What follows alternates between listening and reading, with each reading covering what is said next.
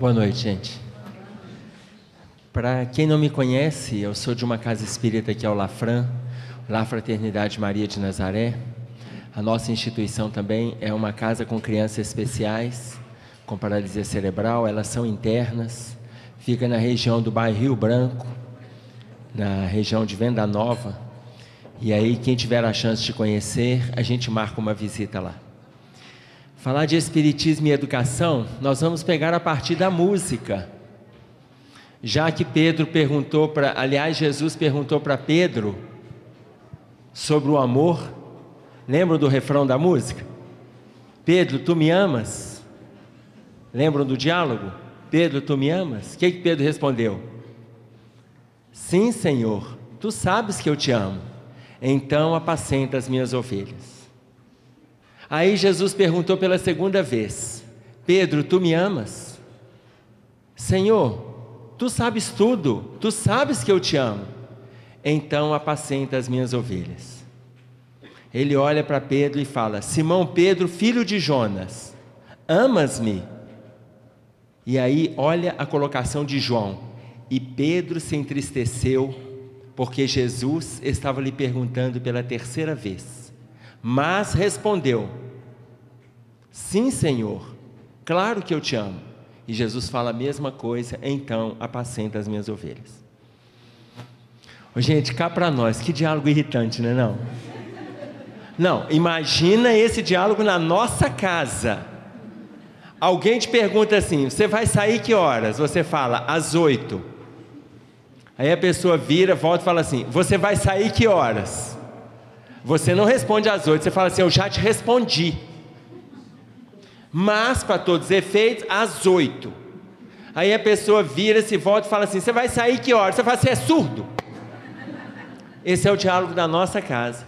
Esse diálogo de Pedro com Jesus é interessante nós observarmos, porque está aí o processo de educação. Está aí o processo de educação. É um exercício de paciência. Educação é um exercício de paciência o tempo todo. Quando fala em educação, a gente pensa em algumas relações. Mestre e discípulo, vimos aí o exemplo de Jesus e Pedro. Professor e aluno, evangelizador evangelizando, pais e filhos, o mais velho e o mais jovem. Então, nós temos várias formas de enfocar a educação. Várias formas. Então nós vamos dar uma pincelada na educação e vamos estender quando a gente aprofundar na questão do Espiritismo. Como a maioria me conhece, vocês fiquem à vontade para poder participar, para se posicionar e tal, ok?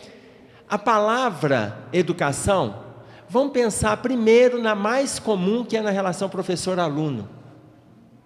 Na relação professor-aluno, inventaram um adesivo aí alguns anos atrás, que era assim: hei de vencer mesmo sendo professor. Esse adesivo, ele é de uma mediocridade. Você imagina que isso é a valorização da autoestima baixa.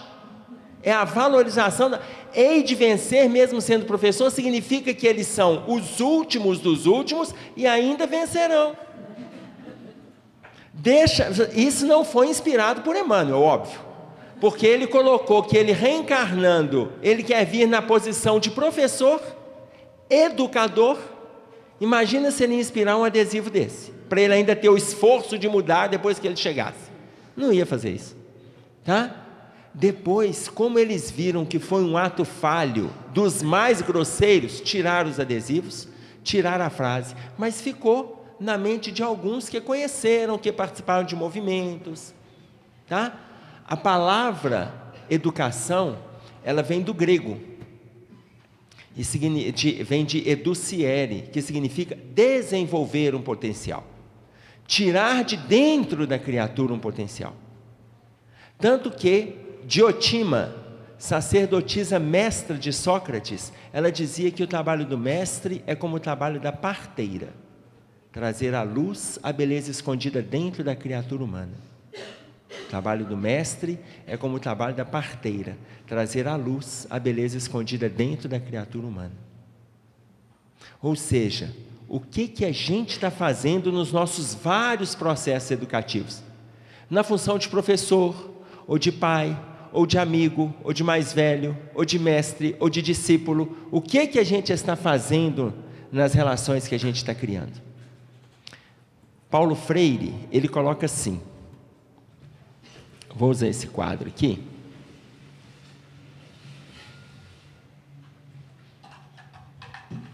Paulo Freire diz assim: saber e sabor tem a mesma raiz, o sabe. Ele quer dizer que é conhecer com prazer ou o prazer de conhecer. E ele fala que ninguém se torna educador numa certa terça-feira às 16h. A partir de hoje eu sou educador. Não. Ele fala que é preciso conhecimento, desejo, mudança de posturas, e tudo isso é com o tempo que a gente conquista. É uma equação. Para a gente ser educador, Paulo Freire coloca conhecimento, desejo, mudança, e a partir daí nós vamos conquistar o papel de educador. Tudo isso exige tempo. Por isso é que ele fala que não chega a ser numa terça-feira às 16h. Mas trazendo isso para a doutrina espírita, aliás, antes ainda, vamos pegar nas nossas relações o que fica na educação. Vocês querem ver? Nós vamos fazer uma reflexão de 20 segundos, uma dinâmica de 20 segundos. Em 20 segundos, vocês vão fechar os olhos e vão lembrar o que marcou mais vocês desde o ensino fundamental na área da educação, tá? Nas escolas, não vou dizer na educação, mas nas escolas, o que marcou. Em 20 segundos vocês vão fazer uma reflexão lá no ensino fundamental, ou no ensino médio, ou no ensino superior. Em 20 segundos eu vou marcar. Podem fechar os olhos.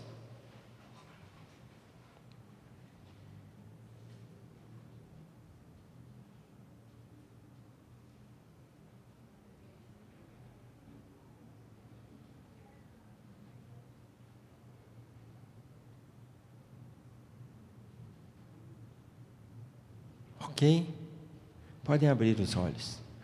Alguém lembrou daquele momento bacana que você aprendeu a utilização do produto notável na matemática? Não? Sabe aquele momento que você conseguiu aprender as 17 regras de colocação da vírgula num texto? Ninguém lembrou? Alguém lembrou daquele momento que conseguiu fixar a função da mitocôndria dentro da célula? Também não, né? Então eu sei o que vocês pensaram. Qual pessoa que marcou? Qual professor que marcou? Qual colega que vocês têm contato até hoje? Ou com quem vocês brigaram? Ou seja, o que ficou da educação lá de trás foram as relações. Não foram os conteúdos. As relações é que ficaram. Porque o que fica na vida da gente são as relações. O conteúdo vai depender da prática que a gente vai dar para aquele conteúdo. Quem vai dar o significado para aquele conteúdo somos nós. Ninguém lembrou sobre o Teorema de Pitágoras. Ninguém lembrou sobre aquele momento mágico que você aprendeu a colocação do substantivo no texto. Nós aprendemos o básico da vírgula. Tem gente aqui que não sabia nem que eram 17 regras. Porque depois das 17 regras, aí o professor economizava e falava assim: se está difícil, faz assim. Você vai lendo, quando você respirar, vírgula. Vírgula. Vírgula. E você vai colocando. Aí a gente aprendeu que hoje toda respiração tem vírgula. Olha que legal. Por que não falaram isso para nós no início? O professor que disse isso para a gente não esquece dele. Mas aquele que ensinou 17 regras, a gente não lembra nem das regras, nem dele. Está claro? Porque são as relações que ficam.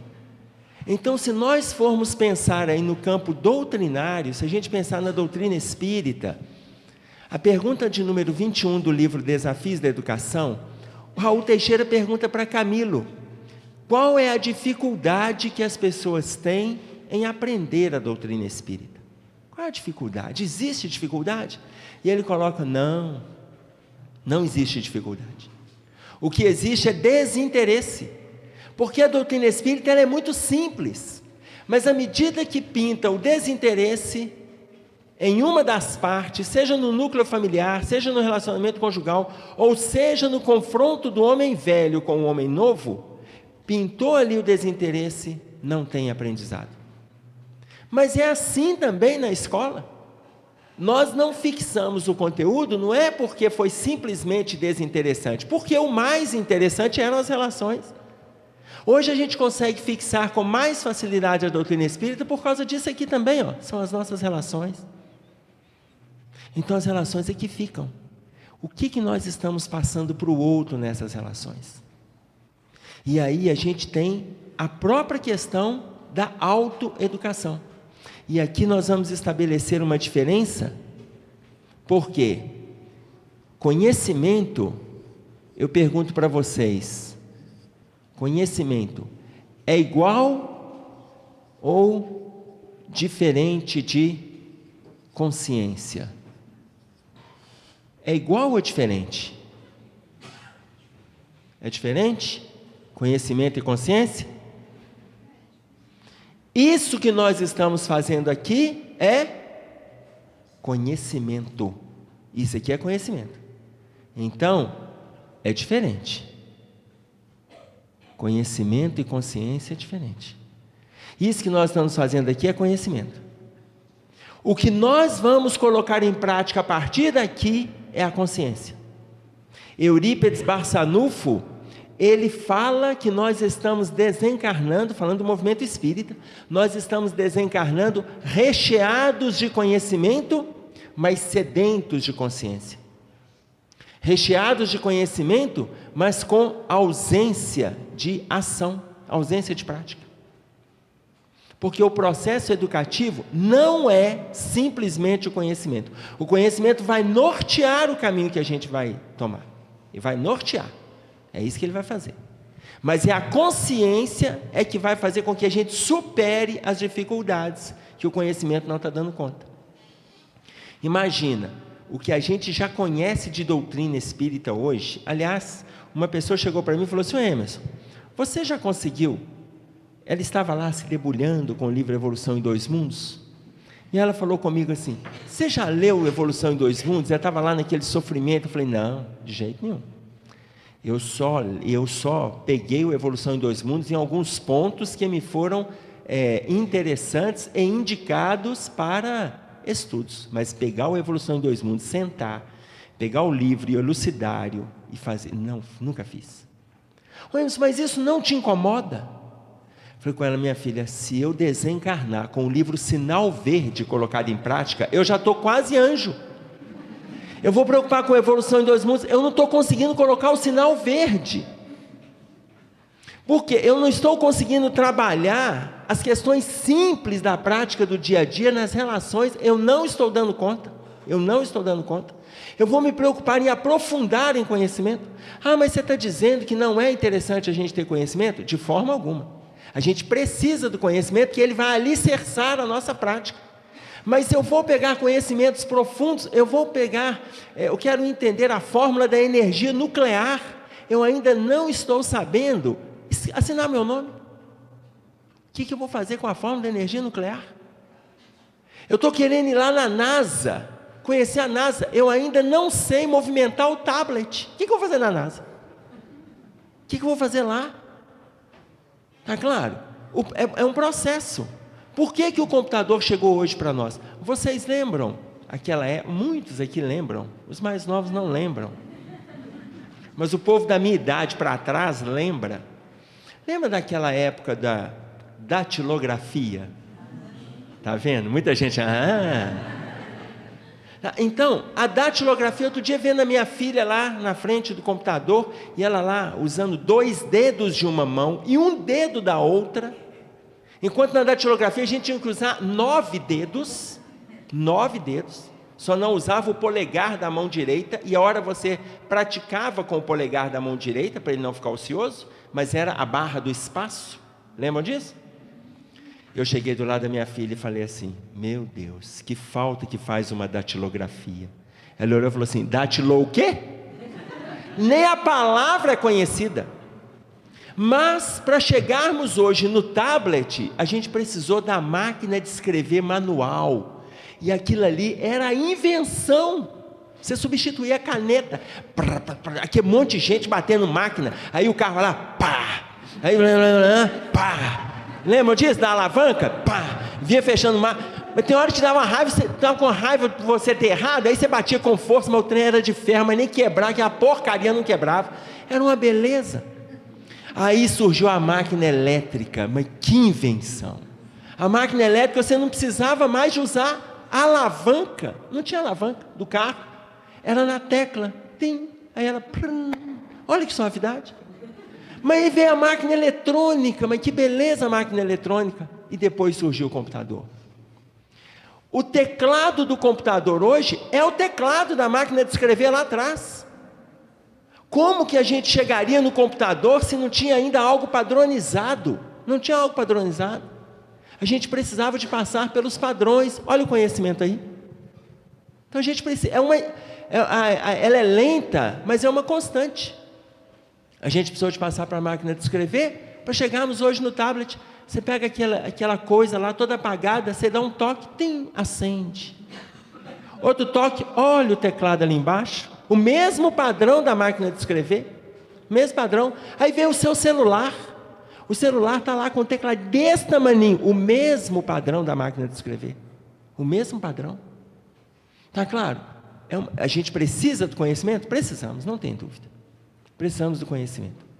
Mas a consciência é que vai alicerçar o conhecimento. Adquirir conhecimento e não colocá-lo em prática, é a gente desencarnar, recheado de situações, de teoria, de técnica, mas sem prática. Sem prática. E aí nós vamos fazer aqui uma autoavaliação no nosso processo educativo.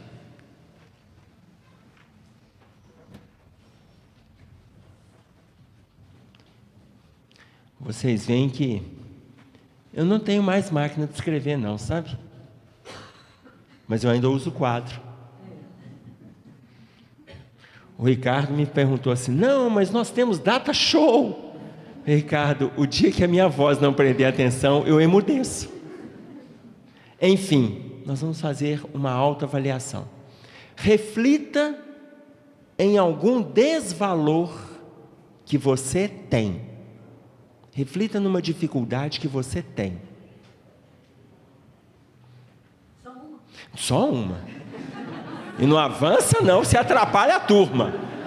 Não avança não, só uma. Mas eu quero, depois de você descobrir uma dificuldade que você tem, eu quero que você fale essa dificuldade.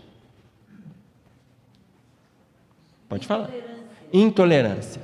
Você é uma pessoa intolerante?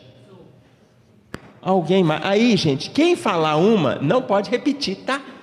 Fala mais não, porque senão o povo fica sem chance. Me fale mais. Ansiedade. Ansiedade. Mais. Orgulho eu vou deixar para daqui a pouco, vocês vão entender por quê. 2 desvalores eu vou deixar para daqui a pouco. O primeiro vocês já localizaram, é o orgulho. É o segundo. Tá ótimo. Fechou. Agora vamos naqueles que a gente já conhece comumente. Vaidade. Perdão é um valor ótimo. Quem dá conta de perdoar o tempo todo? É a falta dele, né? Tá.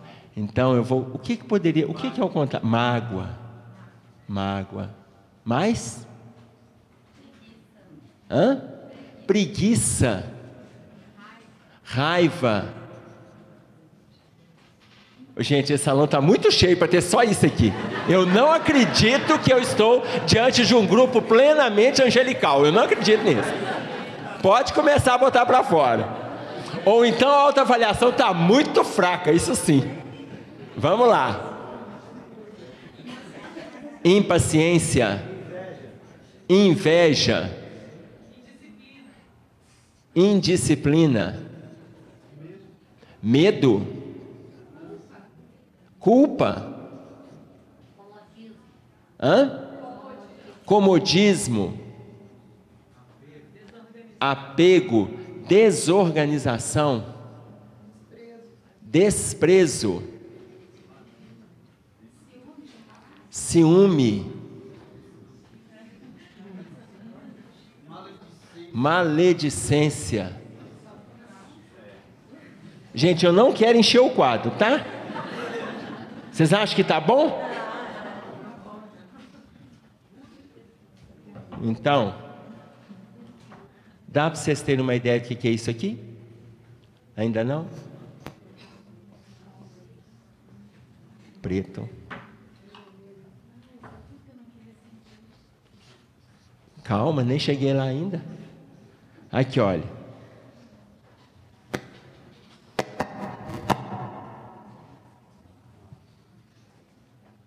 Imagine você. Eu deixei 2 valores para o final. Quais foram? Orgulho e egoísmo. Aí eu pergunto, o que vem primeiro, o orgulho ou o egoísmo? O que é a raiz, o orgulho ou o egoísmo? Vocês estão na dúvida, né? O orgulho vem na raiz. O orgulho vem na raiz. O egoísmo representa o tronco. Quem coloca isso para nós é o Evangelho segundo o Espiritismo.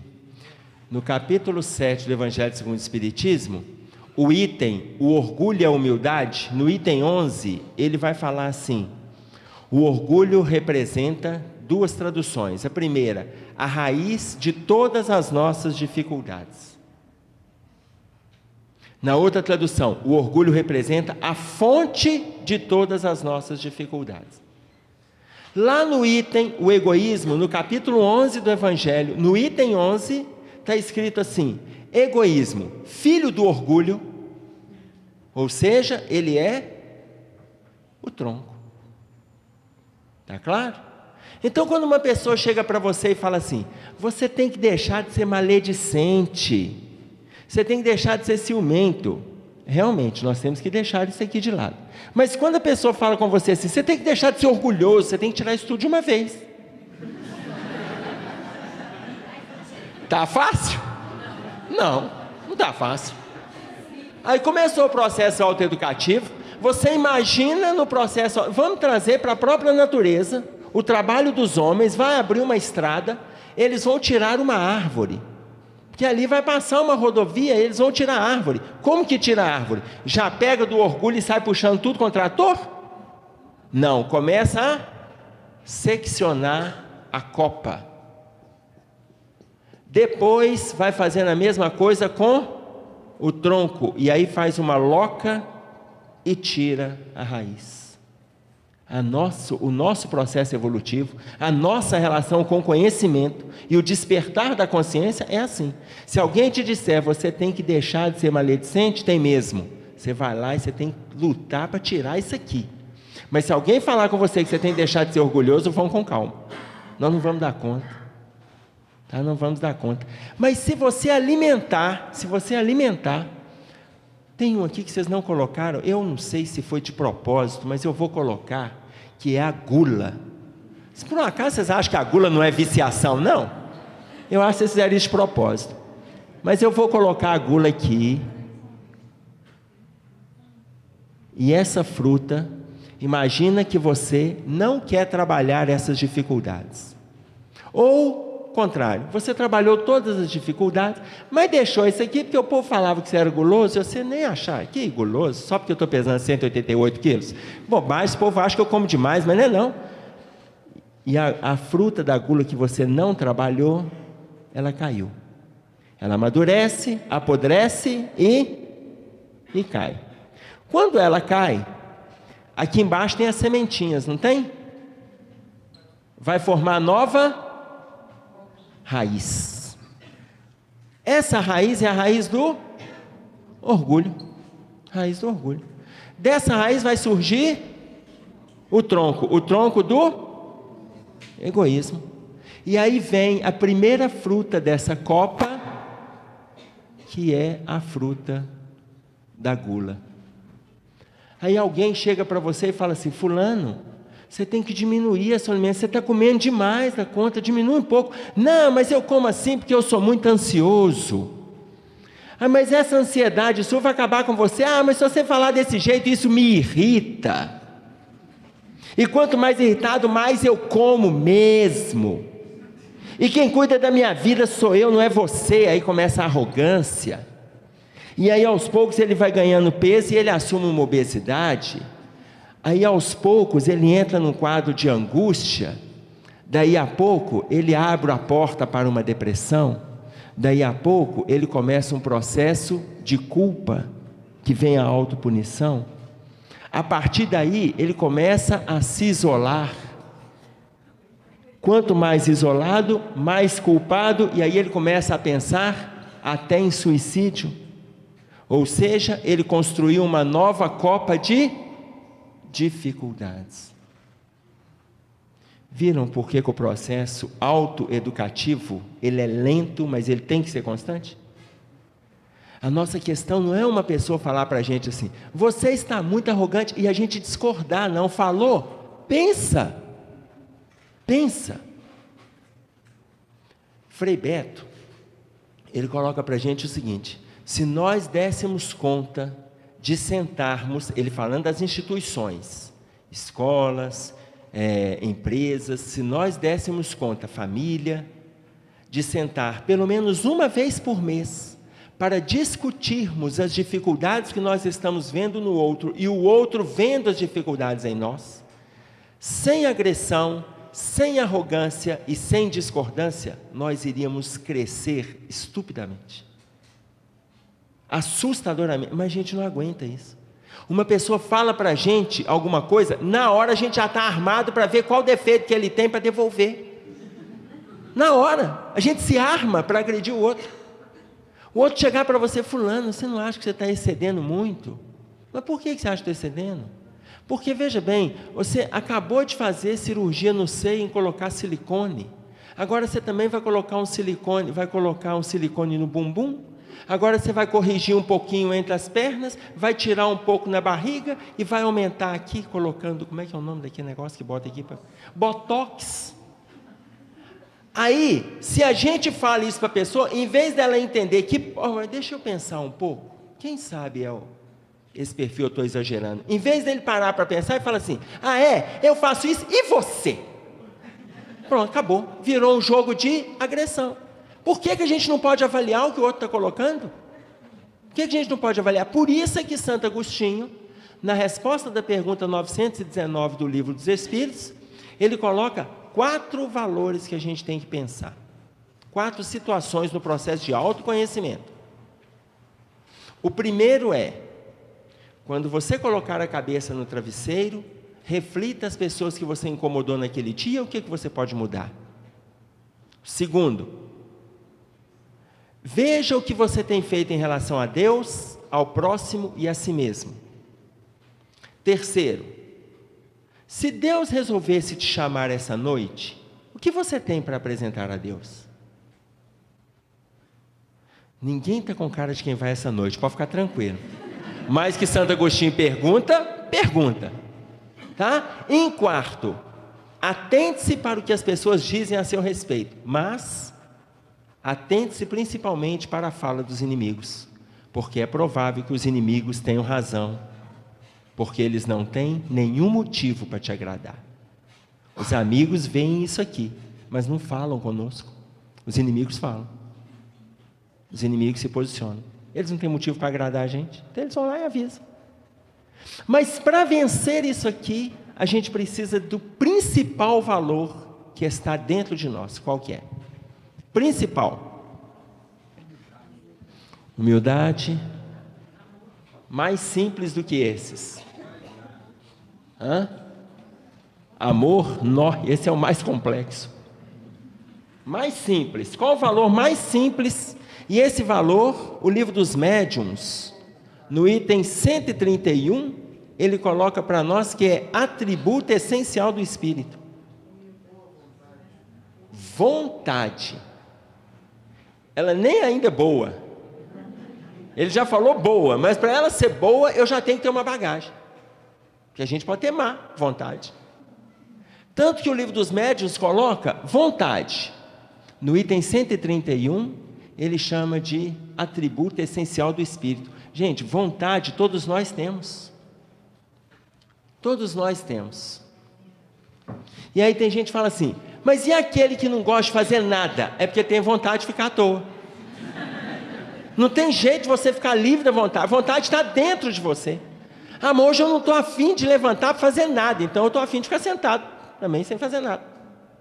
Tudo na nossa vida é vontade. Tanto que o livro dos médiuns, ele coloca como atributo essencial do Espírito.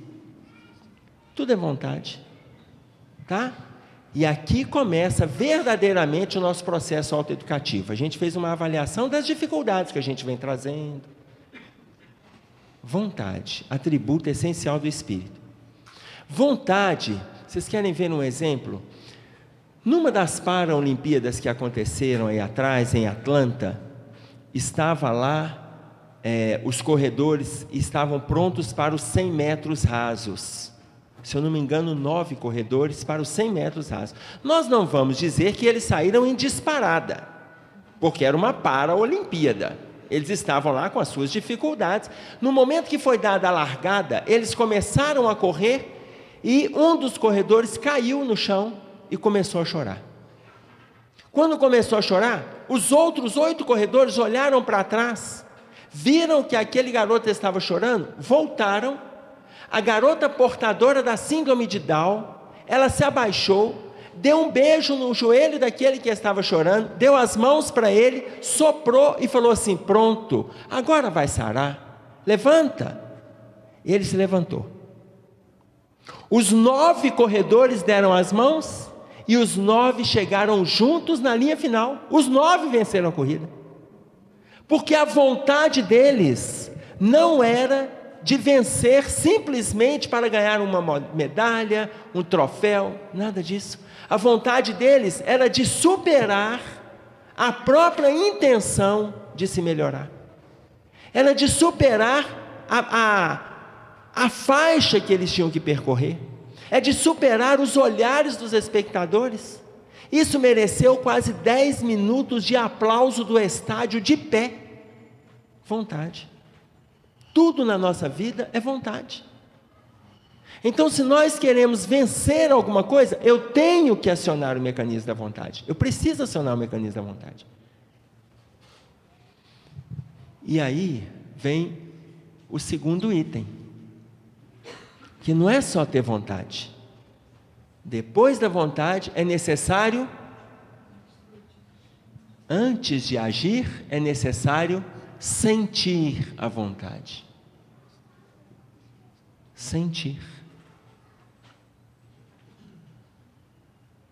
Sentir a vontade é sentir essa atuação de Deus dentro da gente. Quem vai explicar isso para nós é Emmanuel, no livro Seara dos Médiuns, no 2º capítulo intitulado Cartão de Visita. E aí ele vai colocar que primeiro vem a vontade, depois quem tem vontade sente, porque é sentir a providência divina atuando dentro de você. Dentro de você. Vocês querem ver um exemplo? Jesus,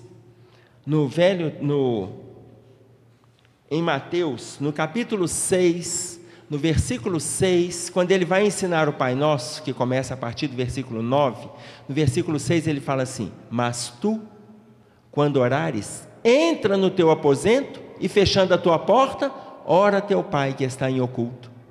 Ele está pedindo a gente para sentir Deus, sentir a presença de Deus dentro de nós. Ora a teu Pai que está em oculto. Tá? Vocês querem ver um outro exemplo? Alguém tem um Evangelho segundo o Espiritismo aqui? Está na mão aí? Está aí? Passa para mim, por favor. Ótimo, tá? Já chegou aqui. Olha só, Evangelho segundo o Espiritismo. A 13ª encíclica papal, as encíclicas são os códigos que regem a igreja. A 13ª encíclica, o Papa João Paulo II, no início da década de 90, ele pediu à comunidade católica para poder fazer uma reflexão em cima de 3 questões. Atenção para as 3 questões, ok? De onde viemos, para onde vamos e por que nós estamos aqui na Terra. Prestaram atenção? Então, qual que é a primeira? De onde viemos. A segunda? Para onde vamos? A terceira? Por que que estamos aqui na Terra? Ok. No capítulo 6 do Evangelho segundo o Espiritismo, no capítulo 6, chama-se o Cristo Consolador, no item 4, está colocando para nós assim: o Espiritismo realiza o que disse Jesus do Consolador prometido, o conhecimento das coisas, fazendo com que o homem saiba de onde veio, para onde vai e por que ele está aqui na Terra. A mesma coisa que o Papa João Paulo II colocou, só que o Evangelho colocou isso quase 130 anos antes de João Paulo II. 1864, o Evangelho segundo o Espiritismo. Tá? Significa que o Espiritismo está na frente? Não. Significa que os espíritos estão mais adiantados? Também não. Não significa nada disso, gente. Significa que a forma de sentir Deus está chegando para todo mundo, para todas as religiões. Mas qual religião que é melhor? Nenhuma. Mas qual pessoa que está melhor na religião? Aquela que coloca em prática aquilo que está estudando. Pode ser católico, espírita, protestante, batista, ateu, aquele que coloca. E o ateu que não tem religião nenhuma, quando ele despede de você, fala, vai com Deus, que capeta. Ele é ateu, não era para ele nem falar isso. É a discussão mais banal que tem, é discutir com ateu sobre a existência de Deus. É a discussão mais banal que existe. Porque, olha, não tem como discutir quem criou isso tudo, não. Mas se o ateu prefere discutir quem criou isso tudo, então discute. Eles podem falar que foi efeito de energia, uma junção de moléculas, mas quem é que fez o raio da molécula?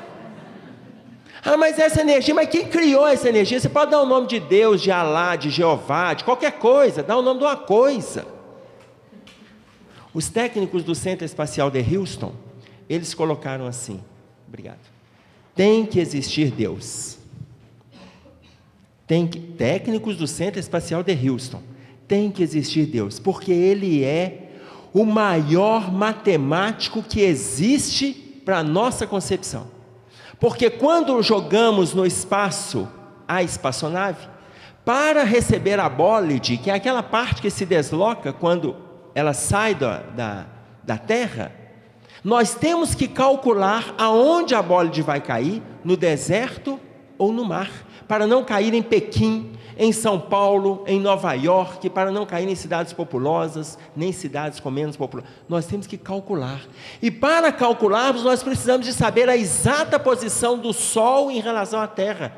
Então tem que ter um matemático melhor do que a nossa matemática, porque nós calculamos em cima dessa matemática universal. Técnicos do Centro Espacial de Houston, que a gente sempre acha que são todos materialistas. Não tem isso não. Mas é uma forma de sentir Deus, como Jesus colocou, como o Papa João Paulo II colocou. Lembram daquele episódio do irmão do Zezé de Camargo, que foi sequestrado? Como é que é o nome dele? Wellington. O Wellington de Camargo foi sequestrado, e aí os sequestradores disseram assim para a família: pague o resgate, porque senão nós vamos começar a mandar o filho de volta em pedaços. Quando mandaram o recado, já cortaram a orelha dele e mandaram a orelha de presente numa caixa para a família. Perguntaram ao padre Marcelo, o que o padre Marcelo tinha a dizer daquele episódio. Ele falou assim: olha, o Brasil inteiro está rezando para o Wellington de Camargo. Eu vou rezar para os sequestradores, porque são pessoas doentes e precisam de ajuda. Quando os sequestradores foram descobertos, o padre Marcelo usou o nome no plural. E quando ele deu essa resposta, já não era ele quem falava, mas era Deus que falava através dele. Não era um sequestrador, não eram dois, eram 33 sequestradores. Pai, mãe, filho, primo, sogra, nora, cunhado, tio. Uma família inteira envolvida no sequestro de Wellington de Camargo. E a resposta que o padre Marcelo deu é a mesma colocação que o Gubbio faz no livro Ação e Reação. Aonde esses que saem para a marginalidade, eles necessariamente estão à margem do nosso comportamento, porque são pessoas doentes que precisam de ajuda. Não é que nós não estejamos doentes, não, nós também temos as nossas dificuldades, mas conseguimos nos adequar aos padrões sociais, ditos normais, e eles não dão conta. É uma forma de sentir Deus. Sentir Deus é a gente sentir a vontade atuando dentro de nós. E aí, Emmanuel coloca, primeiro, vontade. Então vamos pegar aqui as nossas referências, Livro dos Médiuns, item 131. Depois, sentir a vontade. Depois, pensar. Vocês já estão falando agir, está doido para fazer, né? Mas é só pensar na vontade. E o Emmanuel coloca que isso aqui acontece de forma muito rápida. Você não consegue parar assim, não, peraí, agora eu estou com vontade, agora eu sinto. Não, mas eu ainda não penso, não tem jeito. Não, eu estou sentindo, mas não estou pensando. Porque é tudo rápido. Pensar. E aí eu coloco para vocês, nós temos quantos tipos de pensamentos? 2, não? Positivo e negativo. 2 tipos de pensamentos. Tá? 2 tipos. Pensamento positivo e pensamento negativo. Não dá para a gente contar. Vocês sabem quantos pensamentos a gente tem por dia? Nós temos aproximadamente 60 mil pensamentos por dia. Isso quem coloca para nós é Joana de Ângeles no livro Desafios e Soluções. 60 mil pensamentos por dia. Então não tem. A gente está aqui, a gente está conversando e o nosso pensamento vai lá fora e volta, vai na empresa. Aí a gente cita um exemplo, lembra de uma situação e volta a atenção para cá. 60 mil pensamentos por dia. No livro, nos Escaninhos da Alma, João Lúcio coloca que nós podemos chegar a até 100 mil pensamentos por dia. Então não tem como a gente saber quantos. Não, agora eu vou pensar só em uma coisa. Tem gente que fala assim, eu preciso viajar para descansar a mente. Descansar a mente é parar de pensar. Eu quero ver o sujeito conseguir. De mulher então?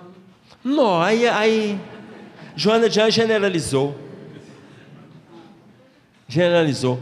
Porque na realidade, embora ele esteja falando de mulher então, mas a mulher, ela não pensa mais do que o homem. Ela fala mais do que o homem. Você tem dúvida? Não, alguém tem dúvida? Não, né? Está tranquilo?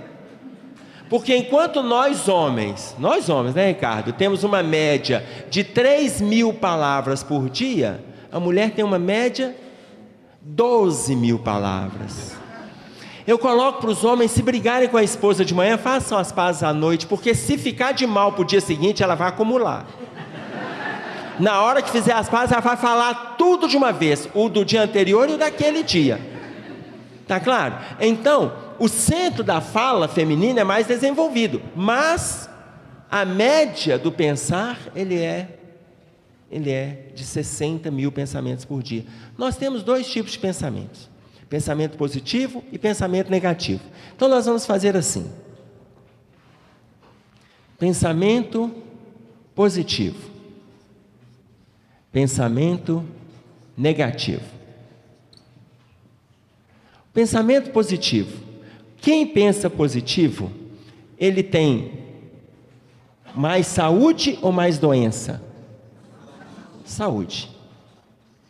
Equilíbrio ou desequilíbrio? Equilíbrio. A vida ou a morte? A vida. Quem pensa negativo, mais saúde ou mais doença? Mais doença. Equilíbrio ou desequilíbrio? Desequilíbrio. A vida ou a morte? Aí vocês podem estar pensando assim, mas quem pensa positivo também morre. E aí eu vou dar um outro exemplo. Me explica uma frase. Vou pegar um vício, o cigarro. Poderia ser qualquer outro vício, mas vamos usar o exemplo do cigarro. Quem fuma morre, quem não fuma desencarna. Quem fuma morre, quem não fuma desencarna. Peguei o exemplo de um vício, poderia pegar outro. Quem bebe morre, quem não bebe desencarna. Ou seja, quando a gente alimenta situações negativas, a gente não deixa a carne, a gente morre, mas o espírito continua preso no corpo. Tá? Quando a gente não alimenta situações negativas, a gente não só morre, a gente desencarna. Eu nasço para uma outra perspectiva, para uma outra vida. Tá? Então quem fuma morre, mas quem não fuma desencarna, que ele abre portas para a vida. Tudo bem? Mas vamos pegar, quem faz esse gráfico aqui para nós é o Martins Peralva, no livro Estudando a Mediunidade, no capítulo 31, que se chama Comunhão Mental. Comunhão mental. No livro Estudando a Mediunidade, ele fala do pensamento positivo e pensamento negativo. Então, nós vamos pegar 2 exemplos. E aí a gente vai avaliar qual o pensamento que mais frequenta a nossa mente. Raul Teixeira estava no interior do Rio Grande do Sul e 2 irmãos procuraram por ele. E falaram com ele assim, que eles estavam preocupados com a mãe deles. Raul, disseram os irmãos, a nossa mãe, ela tem andado reclamando de dor de cabeça e ela fala que ela tem câncer. E aí nós a levamos em oncologistas aqui do Rio Grande do Sul e ninguém achou nada na nossa mãe. Levamos nossa mãe para São Paulo, fizemos exames com os principais oncologistas de São Paulo e ninguém achou nada. E ela saiu falando que os médicos do Brasil não sabem nada, que ela tem câncer. E aí fizemos contato com um amigo que é médico, que a especialidade dele é oncologia, e ele está na organização do Congresso Mundial de Oncologia em Buenos Aires. Levamos a nossa mãe lá e eles fizeram um exame nela de 12 horas, viraram-na pelo avesso e não acharam nada. Aproveitaram os instrumentos que estavam à disposição e não acharam nada. E ela saiu falando que os médicos do mundo inteiro não sabem nada. Ela tem câncer. O que a gente faz? Perguntaram os 2 irmãos para o Raul Teixeira. E aí ele viu o orientador Camilo do lado dele, ele perguntou, o que eu respondo para eles? Ele fala assim, responde que ela não tem câncer, mas ela é cancerosa. Ela não tem, mas ela está desenvolvendo a célula do câncer no organismo dela, porque ela está criando conforme o pensamento negativo que ela está desenvolvendo. E aí os irmãos entenderam a informação, Raul Teixeira foi embora e eles continuaram comunicando por carta, isso foi na década de 80, com o Raul. Todo mês chegava uma carta para o Raul Teixeira assim, Raul, nossa mãe continua falando que ela está com câncer. Segundo mês, Raul, nossa mãe está falando, mas não apareceu nada. Terceiro mês. Quando passaram-se 7, 8 meses, aí chegou uma carta para o Raul Teixeira assim, Raul, finalmente mamãe está com câncer. Acho que até os irmãos estavam cansados daquela choração, que é a mãe. E aí, câncer no cérebro, disseram os irmãos. E eles disseram, os médicos deram para ela 6 meses no máximo de sobrevida. O orientador espiritual Camilo falou para o Raul assim, ela não passará do 4º mês. No 4º mês chegou uma carta dos irmãos, mamãe acaba de desencarnar de câncer no cérebro. Suicídio. Ela desenvolveu o quadro doentio? Ela desenvolveu o quadro doentio. Ela alimentou suicídio. E a gente observa quantos de nós ainda gostamos. Tem gente que vai ao médico, chega para o médico faz o exame e não achou nada. Aí você sai e fala, mas o senhor não acha que eu preciso de pelo menos uma vitamina? Ela está doida para tomar alguma coisa? Ela tem que chegar lá e falar assim, não estou bem não. Não, e tem pessoas que tá indo tudo bem. Mas se você encontrar com ela e tiver a infeliz ideia de perguntar como vai, ela fala, não estou bem não. Você não está vendo? Olha, aqui ó, está vendo? Tem gente que fecha a expressão, engraçado, ontem eu tive uma enxaqueca, você notou? Você notou? Por isso você está me perguntando, não é por isso? Tem pessoas que fazem questão, adoram falar de doença, adoram o pensamento negativo, adoram alimentar o pensamento negativo. Eu estava com um colega que não é espírita, ele estava descendo o Alto da Afonso Pena com uma colega de trabalho dele, E aí descendo a avenida ali, ela só fala de doença. Ela só fala de doença. Você viu fulano? Tirou licença. Que é assim, a gente fica sobrecarregado e eles ficam tirando licença, passeando, fala que está doente. Só fala de doença. E aí ela muda de um para outro. E aí era um final de tarde, aquele sol em Belo Horizonte, naquele pôr do sol, que só tem em Belo Horizonte. E aí na hora que ela parou para respirar, porque quem fala de doença não respira, vocês já notaram? Só fala disso. Na hora que ela parou para respirar, ele chegou e falou assim: aqui, você viu o pôr do sol hoje à tarde? Ela tomou um susto. Pôr do sol? Eu estou falando aqui de doenças, nossos colegas e tal. Ela olhou para o pôr do sol, olhou para ele e falou assim: foi numa tarde como essa que meu pai adoeceu. Tem pessoas que fazem questão disso aqui. Fazem questão. Não mudam de postura, não muda sentimento, não muda pensamento. Fazem questão disso aqui. O próprio Raul Teixeira nos dá o exemplo do outro lado, pensamento positivo. Ele estava no interior de São Paulo, em Taubaté. E aí, do câncer de novo, a hora que ele chega no aeroporto, as pessoas que foram recebê-lo, ele vê que estava faltando uma das amigas do movimento espírita, nem ela estava, nem o marido. Aí ele pergunta: onde está fulana? Eles falam: Raul, as notícias não são boas, o quadro dela está muito grave, ela está com câncer, e ela pediu que depois da sua palestra você fosse lá na casa dela, que ela gostaria de te ver. Então o chazinho vai ser lá na casa dela e tal, depois da palestra. Combinaram, foi para lá. Foram para lá, quando ele a viu, o quadro dela era cadavérico, em função inclusive dos tratamentos agressivos da quimioterapia, ela já não tinha cabelos mais. E aí na hora que ele olhou, ela olhou para ele e falou assim: você está assustado, né, Raul? Você está assustado. Ele falou: não, minha irmã, eu estou orando por você. Ela olhou e falou assim: Raul, eu vou sair dessa, viu, Raul? Eu vou sair dessa. E ele olhou: claro, minha irmã, claro que vai sair dessa. Ele pensando que ela ia sair dessa para outra vida, no estado em que ela estava. Aí ela pegou e falou: Raul, você acha que eu vou sair dessa para outra, né, Raul? Eu não vou sair dessa para outra, eu vou sair desta nesta vida. Mas, minha irmã, o seu estado, nesta, Raul, eu estou conversando com Deus, eu vou sair nesta. E aí ele foi, conversou, deu um passe e tal, foi embora. No ano seguinte, ele volta para a cidade para fazer nova palestra, e ele não a vê. Ele fala assim: ela deve estar tão longe que ele não a vê espiritualmente, nem vai receber no aeroporto. Ele falou assim: já desencarnou e já está. E aí, quando ele vai lá no auditório, ele vê lá pela quinta fila o marido da amiga.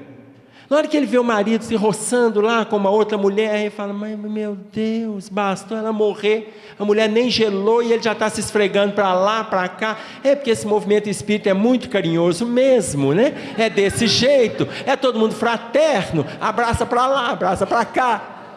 Na hora que ele começa a pensar isso, o orientador espiritual Camilo chama a atenção dele: Raul, para de pensar isso. Raul, para, você vai ser chamado para palestra. Aí ele fala para o Camilo assim: então tira esse homem da minha frente. Raul, ele tem livre-arbítrio, ele está ali para assistir a palestra, mas eu não consigo me concentrar. Você se concentra, falou Camilo, se concentra, porque você vai ser chamado. E aí, enquanto isso, ele pensava: porque antigamente era assim, uma pessoa morria e ele o viúvo ficava ali do lado: meu Deus, o que será de mim? Viúvo mesmo é quem morre. Isso o Raul pensando: viúvo mesmo é quem morre, porque o outro fica do lado do caixão assim: meu Deus, quem agora virá para mim? Bastou o outro morrer, já está pensando com quem vai se consorciar. Camilo chama a atenção dele, ele continua pensando, ele é chamado para a palestra, esquece a pessoa da quinta fila e ele começa a fazer a palestra. No final, vem as pessoas fazendo fila para abraçá-lo. Aí vem o moço, o marido da amiga. Quando vem o marido da amiga, ele dá um abraço no marido, um abraço técnico, depois de tudo que ele pensou, ele deu um abraço técnico naquele marido. E aí, na hora que o marido se afasta e ele apresenta a garota que ele pensou que era alguma seringaita do movimento espírita, quando a mulher sorri, ele reconhece, é a esposa. Aí ele olha e fala: mas como? Eu estou te reconhecendo pelo sorriso, mas como? O que aconteceu? Aí ela explica: Raul, hoje o chazinho é na minha casa de novo e eu vou te explicar tudo outra vez. E aí ele chama o marido, dá um abraço no marido, para se refazer daquele estado íntimo perturbador que ele estava. Quando eles foram para casa, ela fala: eu conversei com Deus. Eu falei com Deus que esse câncerzinho não ia me levar. Eu falei com Deus que tem muita gente à toa na terra que não sabe o que faz, que Ele pode passar essa doença para quem está à toa e leva embora. Eu tenho muita coisa para fazer. Eu tenho uma instituição com 50 adolescentes que precisam de orientação. O meu marido representa o cérebro do meu trabalho. Os meus 2 filhos são os membros que me ajudam na obra. E ele vai me levar? Ele não vai querer essa mulherada à toa perdida por aí. Ele pode tratar de me deixar. E eu fui me refazendo, fui melhorando, comecei a mandar do meu marido, era de lei, vi que eu estava ótima. E aí o Raul, no hotel, perguntou ao mentor espiritual dele. Ele conversa com o mentor como nós estamos nos falando aqui. Ele perguntou ao mentor assim: quanto tempo ela vai viver? Se estava no período dela se retirar, quanto tempo ela vai viver? E o mentor respondeu: enquanto ela estiver com energia, trabalhando dentro do movimento espírita, ela vai viver. Ela está abraçando a causa. E aí o Raul pensou: vai viver igual Matusalém, 960 anos, porque não vai largar, tá? É a força do pensamento positivo. É a força do pensamento positivo. E quando não acontece do nosso jeito, as coisas não são do nosso jeito, é porque não podem ser. Porque se for do nosso jeito, podem ter agravantes que a gente desconhece lá na frente. E não tem como a gente perceber com um pouquinho de conhecimento que a gente tem, com um pouquinho de bagagem que a gente tem. Então, depois do pensar, o agir. Agora chegou a hora de fazer. Agir. Agora que é a hora da gente fazer. Colocar em prática isso aqui. É o que a gente estava falando de conhecimento e consciência. Isso tudo aqui está na fase do conhecimento. Isso tudo aqui. Tá? Quando eu começo a fazer, eu parto para a consciência. Quando eu começo a fazer, é hora de agir. Tudo bem? John Richardson Jr., ele coloca para nós que existem 3 tipos de pessoas: as que esperam acontecer, as que fazem acontecer e as que perguntam: o que aconteceu? Só tem 3 tipos de pessoas. Tem gente que dorme, mas essa colocação de John Richardson Jr. é o que Geraldo Vandré colocou para a gente lá na década de 60. Quem sabe faz a hora, não espera acontecer. É hora de agir. Com a bagagem que a gente tem, com o material que a gente tem, é hora da gente agir. É hora da gente agir. O que nós estamos fazendo com o potencial que a gente tem? A gente já tem potencial suficiente para superarmos uma série de dificuldades. E aí, a gente tem vergonha, às vezes, de falar a postura religiosa que a gente abraçou. A gente tem vergonha, a gente não, às vezes não é vergonha, às vezes fica tímido.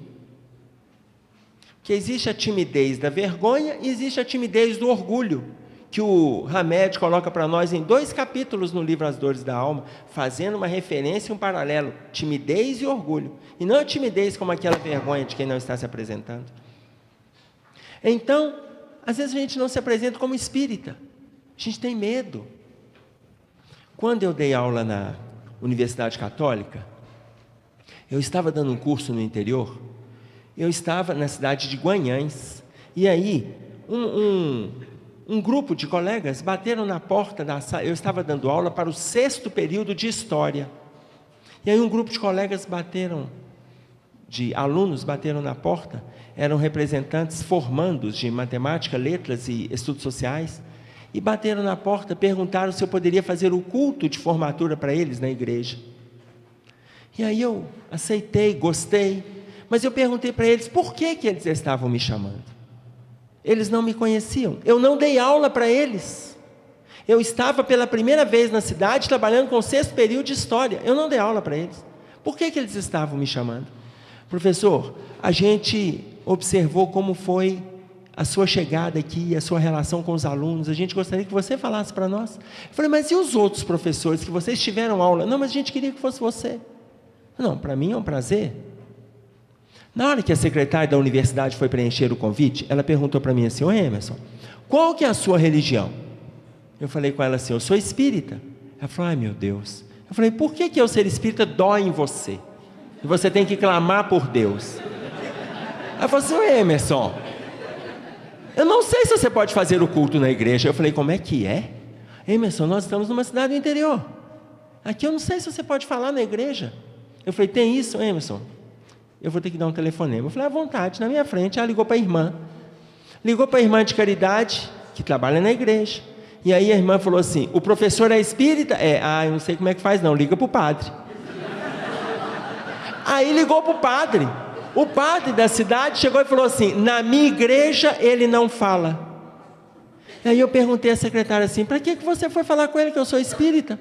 Ela falou assim, Emerson, mas nós estamos numa cidade do interior, e daí? Eu não estou fazendo apologia ao espiritismo e do contra-catolicismo, não é nada disso, eu vou fazer um culto de formatura. Aí ela chegou e falou assim, Emerson, mas aqui não funciona assim. Ela ligou para o padre de novo, ô padre, o senhor não acha que poderia abrir uma concessão? Aí o padre chegou e falou assim, basta ele falar que ele não é espírita, que ele é católico. Ela falou comigo assim, Emerson, só se você falar que você é católico. Eu falei com ela assim, fala para ele não me perguntar a minha religião. Eu falei, Emerson, eu vou falar com ele isso. Eu falei, fala, finge então que você não está falando, tira a mão do telefone, ele vai me ouvir. E aí ela pegou e tirou ela com o telefone e falou assim, fala com ele que então ele pode entrar na igreja, mas ele vai ficar calado, quem faz o culto sou eu. E aí eu falei com ela assim, minha filha, então é melhor eu não fazer o culto, né? Eu não vou poder entrar na igreja. Se eu entro eu tenho que ficar calado. É melhor não, né? Eles arranjam outro professor, melhor não. Avisei as turmas e tal. 2 anos depois, aquela turma que eu tinha dado aula me chamou se eu poderia vir de Belo Horizonte para lá, porque eu era professor homenageado e tal. Eu falei assim, ô Emerson, mas a gente gostaria que você falasse para nós, lá na formatura. Pergunta óbvia, aonde vai ser a colação? Emerson, já providenciamos, vai ser no ginásio da cidade. Eu falei, então, estou indo. Fui lá para participar. Nós temos medo, vergonha, a gente fica inseguro de falar, é espírita. Assume, sou espírita. Nós estamos na fase do agir, é hora de agir. Quando Paulo, escrevendo aos Hebreus, ele fala, tornai a levantar as mãos cansadas e os joelhos desconjuntados, no capítulo 12, no versículo 12, ele está propondo que a gente faça a ação acontecer no nosso dia a dia, nas nossas posturas, nas nossas posições. A pessoa, ela tem medo, se falar com ela que ela é espírita, se perguntar, tem gente que fica assim, fulano, você é espírita? Se a pessoa te olhar meio de lado assim, meio de soslaio, você é espírita? Aí você pensa assim, meu Deus, onde é que ele me viu? É porque isso é coisa da nossa cabeça. Coisa da nossa cabeça. Qual o problema? Você responde, sou espírita. Mas aqui, você é espírita? Eu sou. Mas outro dia eu te vi brigando ali na rua e tal, no sinal de trânsito, eu te vi brigando lá, é por isso. Você viu o que aconteceu no final daquela briga? Eu vi, você depois foi embora, pegou seu carro, foi embora, o sujeito lá da briga também foi embora. Pronto, pois é, você sabe por que eu briguei com ele? Não, por quê? Porque eu sou espírita. Porque se eu não fosse, eu matava aquele sujeito. Mas eu já melhorei tanto que eu não mato mais. Eu estou ótimo, agora eu só xingo. Eu já melhorei. No passado eu matava, hoje eu não mato, eu xingo. Olha, antes eu matava, hoje eu não mato, eu xingo. Daqui a um tempo eu não vou nem matar, nem xingar. Eu só vou desejar que ele quebre a perna dele na primeira esquina. Mas ele não sabe que eu desejei isso, olha que legal. Eu comigo. Mas vai chegar um tempo que eu não mato, não xingo, não desejo que ele quebre a perna na primeira esquina. Eu rezo por ele. Melhorei? Melhorei, mas vai chegar um tempo que eu não mato, não xingo, não desejo mal para ele e não apenas rezo, eu paro e ofereço ajuda. Aí eu estou exercendo, eu estou agindo com tudo que eu andei assimilando aqui atrás. Com tudo que eu andei assimilando. É hora de agir. Tornai a levantar as mãos cansadas e os joelhos desconjuntados, e Paulo completa, e endireitai as vossas veredas. Quer dizer, vamos parar de reclamar, a gente está com coisa demais para a gente colocar em prática, tem gente demais sofrendo para a gente poder levar um conforto, e se a gente está sofrendo muito, tem gente sofrendo mais do que a gente, e o pouquinho de conhecimento que ele não tem, a gente já pode levar. Endireitarmos as nossas veredas é endireitar a estrada. Vamos começar a fazer. Nós não sabemos quanto tempo a gente tem, vamos começar a fazer. E aí, depois de agir, Emmanuel coloca para nós que é hora de atrair. Atrair. Quem tem vontade, sente. Quem sente, programa. Pensa, organiza. Quem está pensando, está organizando, age.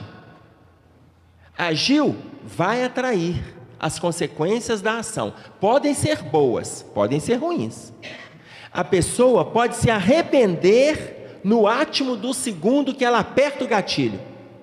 Mas ela agiu, aí ela vai atrair as consequências. Ela pode se arrepender, mas vai atrair. Tem um custo, porque a bala segue o curso dela. É hora de atrair. E nós vamos, aí vocês podem estar pensando assim, mas só da gente já ter uma vontade negativa, a gente já vai atrair. Se a gente sente negativo, já vai atrair. É verdade. Mas a ação, ela é a determinação do que a gente está atraindo. Porque até aqui eu posso frear. Até aqui eu posso frear. Aqui eu já não freio mais, eu já fiz. Eu posso pensar em uma festa, beber e sair alcoolizado dirigindo. Eu posso pensar. Eu posso ter vontade, eu posso sentir o desejo acontecendo, eu posso programar isso, mas eu não faço. Se eu não faço, eu não vou atrair para mim as consequências dessa ação. Ainda que eu pense nisso. Ainda que tenha desencarnados que me estimulem isso. Mas enquanto eu não fizer, as consequências são mais brandas do que a partir da ação. Quando eu agir, as consequências são mais graves. Que aí eu vou atrair de conformidade com a ação. Tudo bem? Mateus, no capítulo 5, no versículo 37, ele coloca para nós assim: seja o vosso falar, sim, sim, não, não. E o que passa disso é de procedência maligna. Ele está falando do que a gente atrai a partir da fala. Sinceridade ou mentira? Honestidade ou maledicência? Qual é a nossa escolha? Eu vou atrair de conformidade com o que eu estou usando a minha língua. São Tomás de Aquino era professor. Certa vez, entrando na sala dos professores, ele estava lá sentado, conversando com os outros professores e tal, trocando ideia. E aí entrou um frei correndo. E falou assim: gente, eu vi uma vaca voando lá fora. São Tomás de Aquino levantou da mesa, saiu, foi até a porta, olhou para um lado, olhou para o outro, voltou, os professores estavam rindo. E aí, ele falou assim com o frei: frei, eu não vi nenhuma vaca voando lá fora. O frei olhou: o senhor acredita em tudo que a gente fala? Ele olhou para o frei e falou assim: frei, eu achei que era mais fácil acreditar que uma vaca estivesse voando do que um frei mentindo. Ô gente, o frei podia ter dormido sem essa, né? É claro que se ele dorme sem essa, a gente não aprende. A gente precisava desse frei. A gente precisava dele. Mas ele podia ter dormido sem essa. Porque uma pessoa que tem um conhecimento da Bíblia do jeito que o frei tem, ele vai brincar de vaca voar. Olha a vaca voando para lá, com o conhecimento que ele tem. Ou seja, ele atraiu, o frei atraiu conforme o que ele disse. Filoxeno, Joana de Ângeles conta para nós que na Sicília, hoje ali uma das regiões próximas, aliás uma das partes da Itália, mas a Sicília tinha um dos poetas mais reconhecidos da época, que era Filoxeno. E Filoxeno, ele foi chamado pelo rei Dionísio. O rei Dionísio se meteu a ser poeta e resolveu escrever um grande poema. Ele juntou um monte de gente na arena e chamou por Filoxeno. E aí colocou Filoxeno em posição de destaque, leu o poema, e na hora que ele terminou, todo mundo se levantou e aplaudiu e veneraram o rei Dionísio. Filoxeno continuou sentado observando aquela cena. E aí, na hora que o povo parou de ovacioná-lo, ele perguntou para Filoxeno o que ele achou daqueles escritos. Filoxeno falou assim: isto não é um poema. Rei Dionísio chamou os guardas e falou com os guardas assim: leve este homem para o calabouço. E aí levaram o Filoxeno e ele foi tranquilo para o calabouço. Passado uma semana, 10 dias, juntaram-se milhares de pessoas de novo. Rei Dionísio reestruturou o poema, mandou trazer Filoxeno do calabouço. Filoxeno ficou em posição de destaque. E aí, terminado o poema e tal, leu, todo mundo ovacionou e aplaudiu. Filoxeno ficou no lugar. E aí, na hora que terminaram, o rei Dionísio perguntou para Filoxeno: e agora, o que achaste do meu poema? Filoxeno não respondeu. Ele levantou, foi até os soldados e falou assim: pode me levar para o calabouço.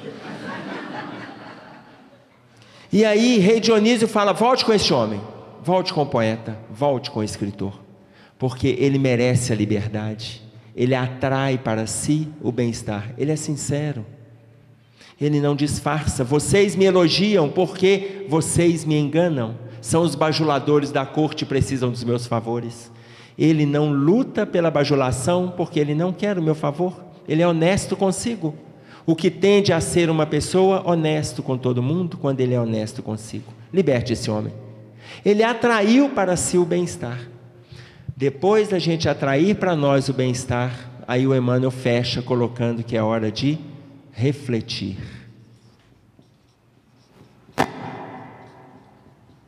Refletir. A gente reflete de conformidade com o que a gente atrai. A gente atrai de conformidade com o que a gente faz. A gente faz conforme o que pensa. A gente pensa conforme o que sente. E os sentimentos estão programados de acordo com as nossas vontades. Eu vou refletir o bem se eu estiver com o meu passado envolvido com o bem, com os meus pensamentos, eu vou refletir o mal se eu tiver com todo o mal-estar construído dentro de mim. Eu vou refletir de conformidade com a construção que eu faço aqui atrás.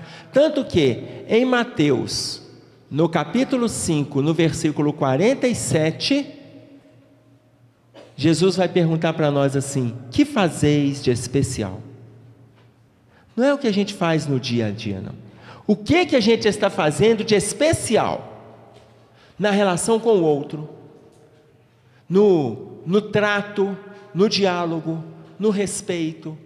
Porque quando eu me educo, eu aprendo e eu vou mudando valores. Esse é o caminho da angelitude. O caminho da angelitude é esse aqui. Vontade de mudança de postura, vontade de mudança de sentimentos, vontade de mudança do palavreado, vontade de mudança de ações. E aí a gente sente isso acontecer dentro de nós, a gente pensa, a gente age. E aí nós começamos a criar novas vontades. Novas vontades. Esse é o processo autoeducativo. Eu só consigo trabalhar na educação de alguém quando eu me educo. Uma mãe chegou para Gandhi e perguntou isso para ele. Conversou isso com ele, que gostaria que ele orientasse o filho dela, porque o filho dela comia muito açúcar, e ela queria que ele conversasse, que ela conhecia o poder, o magnetismo da fala de Gandhi.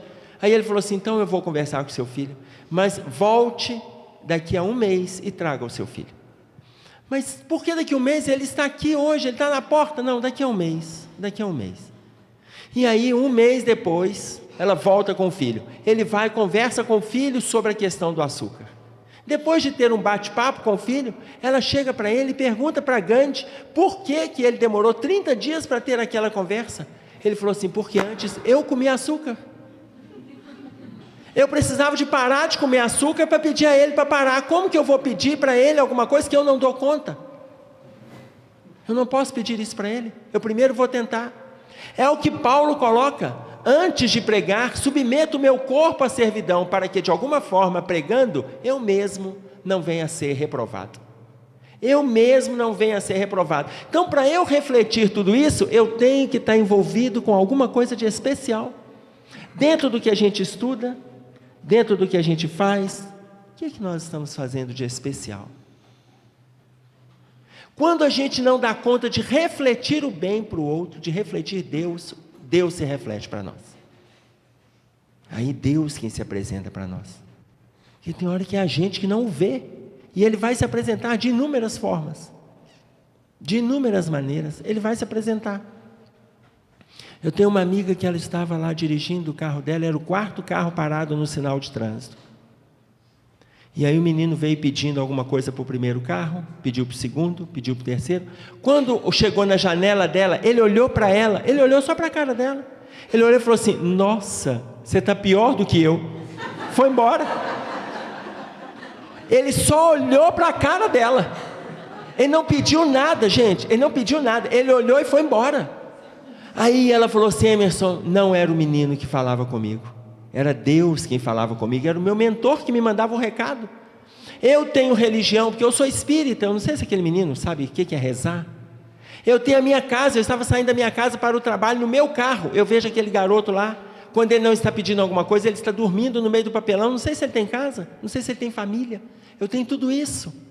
E eu estava no mau humor que ele me descreveu, quando ele falou que eu estava pior do que ele, com tudo aquilo material, eu estava pior do que ele. Ela refletia o estado íntimo dela. Então, quando a gente não tem o bem para refletir, nós vamos ficar atentos, que Deus se apresenta para nós. Eu estava, alguns anos atrás, com a minha esposa, na cidade de Piúma, no Espírito Santo, e eu estava numa região lá que se chama, a gente estava numa pousada que se chama Pontal do H. Próximo a Pontal do H, tem um monte que se chama Monte H. Eu não entendi porque que lá se chamava Monte H, porque H não tinha a forma da letra de H, nem maiúsculo, nem minúsculo, não tinha. Eu falei, por que ali se chama Monte H? Era só um monte. Enfim, estávamos lá.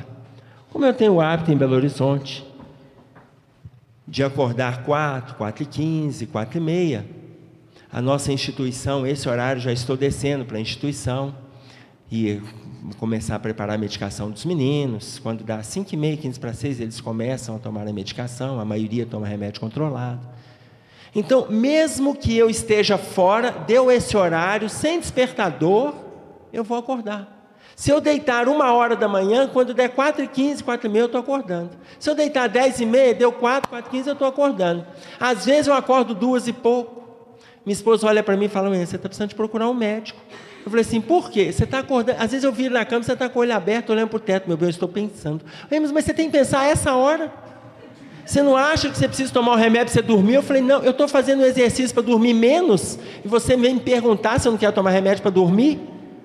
4 e pouco acordei, meu povo estava dormindo, elas, meninas, saí, fui passear pela praia, 4h30, 4h45.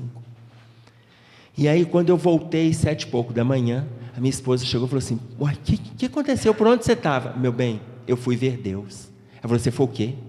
Meu bem, eu fui ver Deus, fui ver o sol nascer atrás do mar, atrás. Eu fui ver Deus. Ela falou: Emerson, Deus dorme, você não sabia não? Ele descansa. Deus descansa, ele não aguenta a gente não, ele precisa de um repouso. Não, meu bem, ele estava lá. Se ele descansa, ele acorda cedo, porque ele estava lá. Emerson, não me chame essa hora para ver Deus. Tá bom, porque amanhã eu vou vê-lo. Não me chame. Enfim, 2 anos depois, uma colega foi para lá. E aí, ela trouxe um prospecto da cidade. Lá estava escrito Monte H. Na linguagem dos índios puris que habitavam aquele lugar, na época da colonização, H significa lugar de ver Deus. Então, quando a gente não o vê, ele se apresenta para nós de alguma forma. É a gente que tem que se atentar para isso. O nosso processo, ele é autoeducativo, nas nossas relações, mas também na autorrelação, nas autorreflexões. Eu vou agradecer a paciência de vocês, tomara que tenha valido a nossa noite de hoje, até uma outra vez, se Deus quiser.